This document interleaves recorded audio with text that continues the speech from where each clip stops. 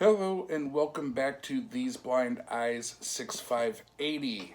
First off, finally got the podcast episode with Brittany Embry recorded and published. So check it out at Little MB. It is crossover 2 with Brittany Embry. Kind of funny, we had so many issues. We had probably 4 good attempts at trying to record it, and had network issues and we had connectivity issues where she couldn't hear me.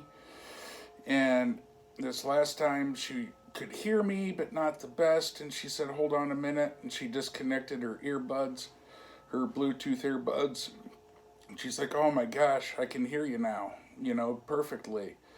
She's like, it was me the whole time. I feel like such a jackass. And so we sat and laughed about it. And I neglected to remind her it was my idea for her to use the headphones. So I know you're saying I'm a dick, but I'm saying sometimes you got to take one for the team.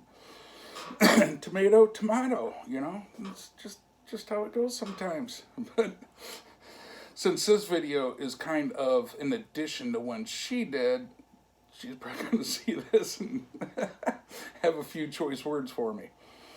But once again, you ought to check it out. She's awesome to talk to and listen to. So that's Little MB. The episode is called Crossover 2 with Brittany Embry. Now, I've talked about her a ton, and I've tried to get people to go, especially if you're blind, to check out her Blind Empowerment channel on YouTube. But the fact is, the stuff that she talks about a lot of times, most of the time, seems to apply to everybody. It's just certain things seem to apply more within the blind community. Such as, she did a video on discouragement. And she did it, and she had a lot of great things to say, true things to say, important things to say. And after watching it, I hit her up and I was like, hey, did you think about this and this as well? And she's like, oh man, you're right, And, so she told me to go ahead and do a video on it. And I was like, all right, I will. And discouragement is something, anxiety, bouts of getting depressed. I'm not saying chemical imbalance depression, you need medication, but man, a lot of things can get you down when you can't see. And it can be, family and friends worrying about you.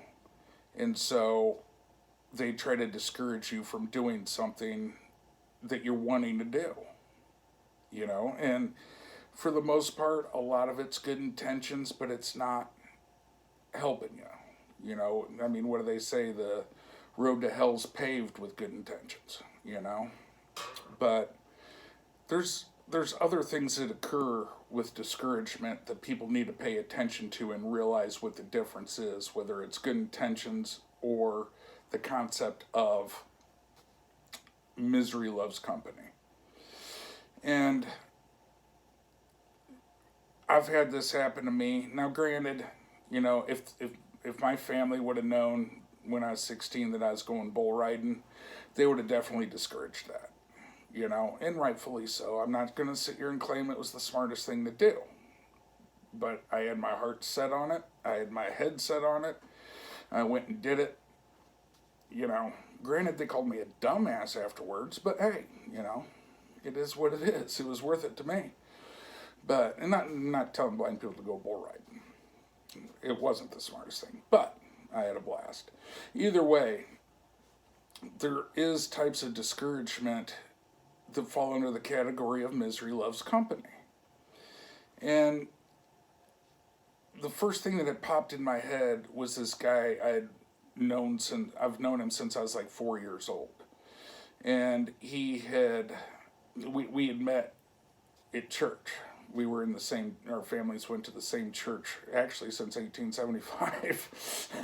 But so we ended up meeting very young. But the group of friends that he had, there were certain people within this group that everybody had high expectations of. They were going to go to school, get these crazy jobs be super successful. Now, me personally, if you work in a factory or work construction, that's successful to me. If you can provide for yourself, and if you want a family and you can provide for that family and that's success to me. You know, you don't have to be a millionaire. You know, you don't have to be a doctor or whatever to be successful. You know, lawyer, whatever. But so in this group of friends, there was some guys that were expected to go to college and be great. Turned out they went to college, got and stayed drunk, and flunked out of college. And my buddy didn't. My buddy went to college, graduated, got a job, worked his way up in that company, got himself a new and better job. He's married with 2 kids, and that group of friends treats him like shit. And I don't really understand it. And it's nothing more than jealousy, because in their eyes, they failed because they did not live up to people's expectations of them. And my buddy exceeded expectations and is doing great. You know, so you really got to be able to determine the difference between whether somebody is trying to discourage you from something because they really think it's for your best interest, you know, or if misery loves company. They don't want you to succeed. I got another buddy that love him with all my heart. I've known him since we was 6. Met in 1st grade. And we used to do a lot of drinking together, and he was off the hook. And I mean, it's one of those things. It's like, all right, when you're getting naked and passing out under pool tables at the bar, I think it's time to consider not drinking anymore, you know?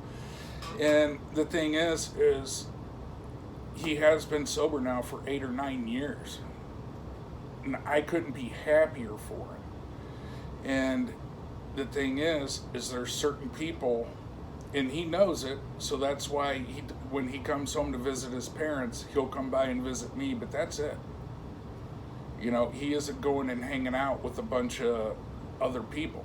I mean, there might be 1 or 2 other friends that he's got that are like me that is happy for him and proud of him, but there's so many that we used to hang out with that would try to get him to drink because he was known as being a drunken jackass. And the fact that he's sobered up and is doing great in life now, that bothers him. Instead of being happy for him, for my buddy, they're upset. Because they're still in the same, according to them, menial job. They're still going to the bar and getting drunk, which, if that's what you want to do, that's what you do. You know, I'm not judging that. I've spent enough time on a bar stool myself. I'm not judging that. But I am judging that behavior. You know, you ought to be happy for people when they succeed, when they're doing what's good for them. You know, as long as it's not screwing other people over, you ought to be happy for them. So you really gotta, when it comes to discouragement, you really got to pay attention to the types of friends you have. Because some of them are only happy when you're on the same level they are. They aren't going to be happy when you're off doing something better or that's good for you. You know, they're going to expect you to stay around where they're at. So you really got to pay attention to that, you know? And it's a hard thing, especially when you grow up with people and you spend so much time with them and you were such good friends. That's the last thing you want to think of a friend being, is that kind of a shitheel. But there's a lot of them out there. There really are, you know? And it's okay to get discouraged. It's okay to get upset about stuff. I do all the time. I mean, I got a lot of great feedback on my pizza videos that I did. Let me tell you something. The first one I posted was not the first one I made. due to being blind, I didn't notice that the last segment where I'm just showing the pizza, I didn't know the last segment, the back camera was on instead of the front facing camera. And it ruined the whole video. I was upset because it was because I was blind and couldn't see it. You know? And so, I got extremely upset about it. I got down about it. And then 2 hours later, it's like, you know what, screw it. I'll do it again in a couple days. And so I did. And that wasn't the only video. The deadlift video that I did showing a mixed grip, for people that are into deadlifting, into working out. That wasn't the first one I did. The first one I did, I couldn't tell that the camera was too high, and you could see everything except from the middle of my forearms down, the part you needed to see. It upset me, and so I spent an hour being pissed at myself, and then an hour or two later, it's like, you know what, I'm going to be deadlifting again in about a week, so do it then. That's what's important. It's all right to get down because it's natural to be upset if you feel like you failed at something or you screwed something up. But what matters is getting your attitude right, getting your mind right to where you aren't going to let it keep you down. Because that's the problems when you stay down about it. So I could talk more about the exercise side of it and how much that will help confidence and everything else, but you know what? Go check out my Little MB podcast, Crossover 2 with Brittany Embry, and guess what? You'll hear all about it then, and you'll hear it from her too, and she's completely blind, so there's no excuses. So keep positive, get down, but then get over it and get back up. So any questions or comments, hit me up at littlemb6580 at gmail.com. And until next time, y'all take care.